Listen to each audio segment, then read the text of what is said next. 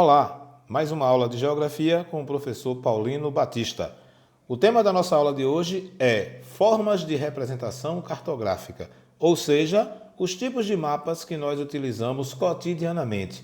É uma aula sucinta, porém muito importante, porque os mapas eles fazem parte do nosso cotidiano, mesmo que às vezes nós não percebamos por conta dessas tecnologias modernas hoje, de informação principalmente, a gente tem a impressão de que a gente não utiliza mapa, mas usamos sim. Como nós falamos em aulas anteriores sobre esse uso de tecnologias, hoje eu vou me atentar apenas às formas de representação cartográfica. Para tanto, eu gostaria que a gente observasse esse primeiro mapa do Brasil.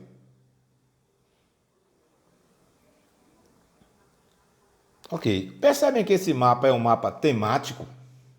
Por que temático, professor? Porque ele envolve a ilustração das regiões brasileiras por temas. Então, assim, nós temos aí a região norte, representada pela Catedral da Amazônia, pelo Mercado da Amazônia, perdão.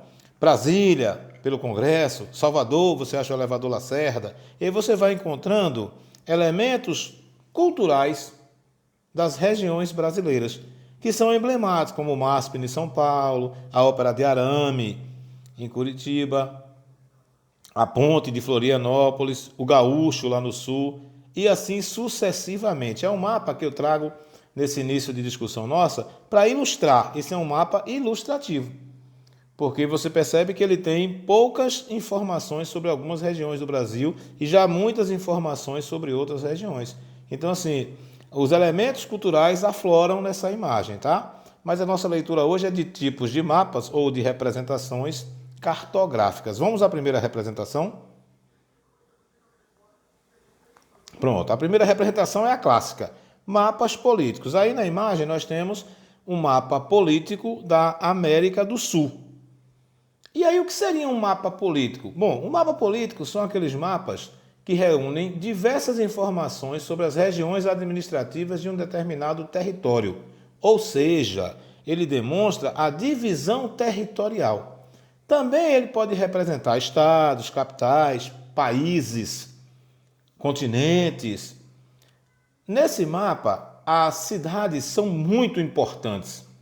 Os locais são muito importantes. E as cores fazem parte também da delimitação dessas fronteiras. Observe, por exemplo, que o Paraguai aí de verde, ele se sobressai. Você consegue ver o Paraguai, a Bolívia, o Uruguai, o Brasil. Cada país da América do Sul, com uma cor diferente, facilita a nossa leitura. É comum a gente dizer que os mapas políticos são os mapas mais visualizados pelos alunos ao longo da sua vida escolar. Porque quase toda aula de geografia ou de história, nós vamos fazer uso desses mapas políticos. Lembrando, o mapa político, ele pertence a um grupo dos mapas temáticos, tá? Mas por que o professor começou com o mapa político? Porque ele é o mais comum. Então, esse mapa político ele aborda os países da América do Sul e suas respectivas capitais. E, em alguns casos, cidades importantes também. Observe aqui no mapa do Brasil aparecem várias cidades, que são cidades importantes do nosso território. Assim como na Argentina, no Peru, não tem só a capital. Tá? Então, o mapa político ele aborda essencialmente divisões administrativas do território. Ou seja, é um mapa que representa basicamente países, estados, capitais, regiões. Esses são os famosos mapas políticos. O nosso segundo grupo, que é o grupo mais amplo, entram os mapas temáticos. Olha, é fácil, professor. Mapa temático são aqueles que abordam temas específicos, que podem ser políticos, físicos, populacionais, ambientais, econômicos, dentre outros. Mas os mapas temáticos também, eles podem representar como plano de fundo várias outras informações. Por exemplo, o exercício mental nosso agora. Esse mapa temático aí, ele está representando qual fenômeno? Relevo, clima, vegetação. Observe o mapa aí. Percebem que existem círculos aí de branco? Pronto, esse é um mapa temático de correntes marítimas, que nós vamos abordar numa outra aula nossa sobre clima. Essas correntes marítimas, representadas nesse mapa por essas setas, são a parte mais importante para a leitura desse mapa. Mas se eu observar com mais atenção, eu vou encontrar nesse mapa de correntes marítimas também relevo. Não, Paulino, peraí, onde é que tem relevo aí? Pelas cores. Esses tons de marrom e de amarelos aí, isso aí é relevo, cara.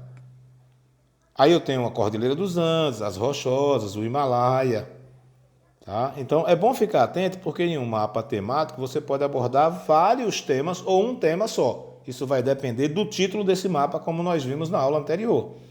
Esse mapa temático específico, a ênfase é correntes marítimas. Mas, como o professor falou, eu tenho no plano de fundo aí relevo, eu poderia ter vegetação, eu poderia ter temperatura. Lembrem-se, os mapas, como todos os instrumentos cartográficos, eles têm os seus elementos. E eu falei na aula anterior, mapa tem título, legenda e escala. Mas esse mapa temático aqui, que o professor está usando só para ilustrar essa aula, ele não está trazendo um título. Eu que estou titulando. Esse mapa é um mapa de correntes marítimas. Quem quiser aprofundar no tema, tira um print da tela ou faz uma pausa na videoaula, vai no Google e procura as correntes marítimas representadas nesse mapa, que vai ser uma pesquisa legal também. Quais correntes marítimas estão representadas nesse mapa temático que o professor Paulino trouxe? Terceiro tipo de mapa são os mapas quantitativos. O que é isso? O que seria um mapa quantitativo? O nome é autoexplicativo. São mapas que oferecem valores numéricos para esclarecer e fornecer dados. Mas esses mapas, eles não explicam fenômenos. Eles trazem dados secos. São mapas bem matemáticos. Por exemplo, esse mapa que eu trago aí como exemplo de um mapa quantitativo é um mapa de densidade demográfica. Porque na legenda está escrito aí, ó, habitantes por quilômetro quadrado. Aí eu pego essa legenda e aplico no mapa, onde eu tenho essa tonalidade aí de vermelho, laranja, mais escuro. Quanto mais escuro laranja, maior a densidade demográfica. Aí eu já posso fazer uma leitura. Já é uma leitura do professor Paulino e não dos dados do mapa. Eu posso afirmar, com base na legenda, que na porção litorânea do Brasil eu tenho a maior densidade demográfica. Enquanto na porção interiorana eu tenho a menor densidade demográfica do país. E ainda existem municípios sem informações, porque são municípios recentemente formados, ou, na linguagem bem comum, emancipados. Então, os mapas quantitativos são mapas que oferecem valores numéricos, apenas para esclarecer ou fornecer dados, não para explicar fenômenos. A explicação dos fenômenos vem a partir da interpretação desses números que esse mapa me fornece. Quarto grupo de mapas, também são bem legais, são os mapas qualitativos. Já é diferente, agora a gente vai falar sobre uma variável apenas. Enquanto os quantitativos trazem números, né, para esclarecer ou fornecer dados, aqui não, o qualitativo ele vai exibir apenas uma variável a partir da utilização de cores. Sem que essas cores, esse mapa, ele tenha assim uma hierarquia. O mapa qualitativo ele não tem objetivo nenhum de quantificar ou de hierarquizar as questões. Por exemplo, eu trouxe um mapa mundi aí das línguas oficiais do mundo. Quais são as línguas oficiais? Brasil, português. Estados Unidos, inglês. Né? México, espanhol. Argentina, espanhol. E por aí vai. China, mandarim. Então, é um mapa que ele apresenta cores para destacar informações ou uma determinada variável, sem nenhuma hierarquização. Guarda isso, o mapa qualitativo não apresenta hierarquizações. Apenas ele vai exibir uma variável. Tranquilo? Quinto tipo de mapa. Também é um mapa muito utilizado. São os mapas ordenados. Presta atenção. Ordenados já é o oposto dos qualitativos. São mapas que apresentam categorias e fenômenos numa sequência única. Mas lembre-se, essa sequência única aí ela tem que ser aceita universalmente, ou seja, o mundo todo vai aceitar isso. Principalmente, esses mapas ordenados, eles vão ter que utilizar fenômenos passíveis de classificação por ordem ou hierarquização. Esse mapa que eu trouxe para vocês, por exemplo, é um mapa de hierarquias urbanas. Então, eu tenho aí as cidades mais importantes e as cidades não tão importantes. Você tem aí uma sequência de importância e de classificação por ordem. Isso é típico de um mapa ordenado. Tá? Esses mapas são comuns em temáticas como essa, por exemplo, que eu trouxe agora, de urbanização. É um mapa típico de urbanização. Por quê? Porque você tem uma sequência. A metrópole global, metrópole nacional, grande metrópole nacional, metrópole regional, centro local. Então você vai hierarquizando as cidades, ordenando. Mas esse ordenamento, essa sequência, eu repito, ela deve obedecer a critérios universais, ou seja, o mundo todo tem que trabalhar com a mesma sequência, para que ela não fuja muito da temática. Agora nós vemos um mapa mais contemporâneo, que são os mapas de fluxos. O que seriam, Paulino, esses mapas de fluxos? Bom, aí nós poderíamos falar dos fluxos da globalização, mas primeiro a gente vai parar e pensar assim. Fluxo é movimento. Então esses mapas, eles representam situações de movimento no espaço. Que tipo de movimento, professor? Pode ser pessoas, mercadorias, capitais, transportes. Na verdade, esse mapa de fluxo ele é muito mais utilizado para a questão de itinerário percorrido por pessoas. Por exemplo, o Google tem isso.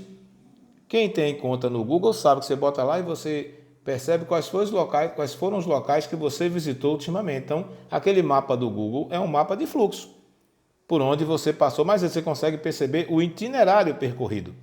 Esse mapa de fluxo ele é comum também nas discussões de população, quando a gente fala de migração, de emigração ou de imigração, transporte, comércio no mundo, rotas comerciais utilizam muito fluxo, capitais especulativos.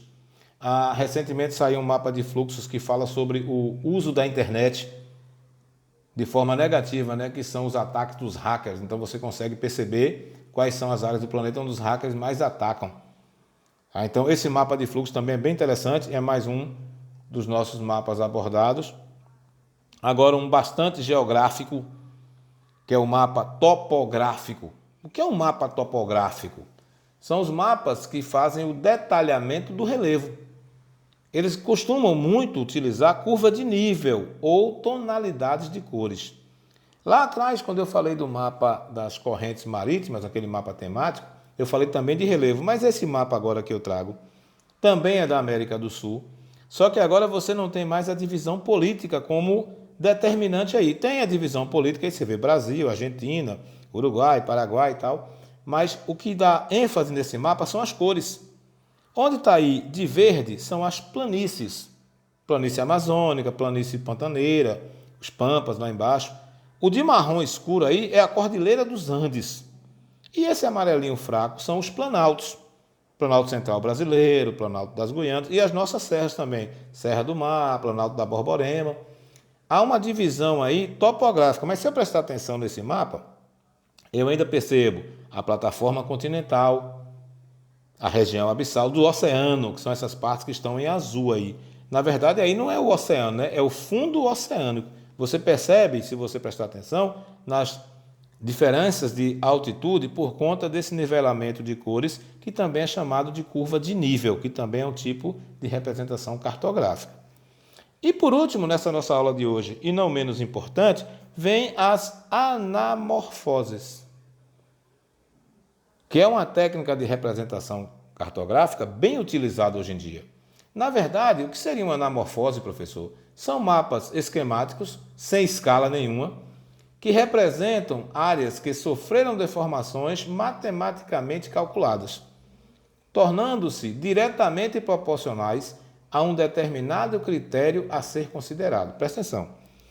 Os mapas, esse mapa, por exemplo, aí é o mapa do Brasil por região, e ele está todo deformado, porque o tamanho de cada estado e de cada região aí é proporcional ao elemento que foi analisado nesse mapa. Por exemplo, vamos imaginar que esse mapa seja um mapa de população. Aí você pensa, olha, a região que tem mais população, perdão, o estado que tem mais população na região Nordeste vai ser aquele que tiver maior nessa representação. Nesse caso aí seria a Bahia. No sul do país seria Santa Catarina, no Sudeste seria o Rio de Janeiro. Então, assim, ele dá ênfase aos dados matemáticos. Mas lembrando, a anamorfose não é feita aleatoriamente, não. Você faz deformações matematicamente calculadas. Então, os mapas eles vão representar a realidade matematicamente falando. Eu acredito que sejam os mapas mais fáceis de serem analisados. Se eu colocar um outro exemplo aqui de uma outra anamorfose. Uma anamorfose mundo agora. Pronto. Aí você tem a anamorfose do mundo. Eu percebo que alguns países estão em evidência e outros praticamente desapareceram. Por exemplo, os Estados Unidos. Olha o tamanho que ficou os Estados Unidos. O Canadá quase desapareceu. A Europa cresce, a Ásia, a África diminui. A Índia fica gigantesca nesse mapa. Porque o critério analisado nesse mapa permite que esses países tenham uma proporcionalidade de tamanho maior do que os outros. Isso é típico da anamorfose. Lembrando, hein, meninos, a anamorfose tem caído constantemente no Enem. Então vamos ficar esperto com essa nova forma de representação do espaço, porque além de tudo ela é muito legal, tá? Bom, nós encerramos por aqui a nossa videoaula sobre representações cartográficas com um pedido do professor Paulino. Mantenha calma porque vai dar tudo certo. Fiquem com Deus e até o nosso próximo encontro.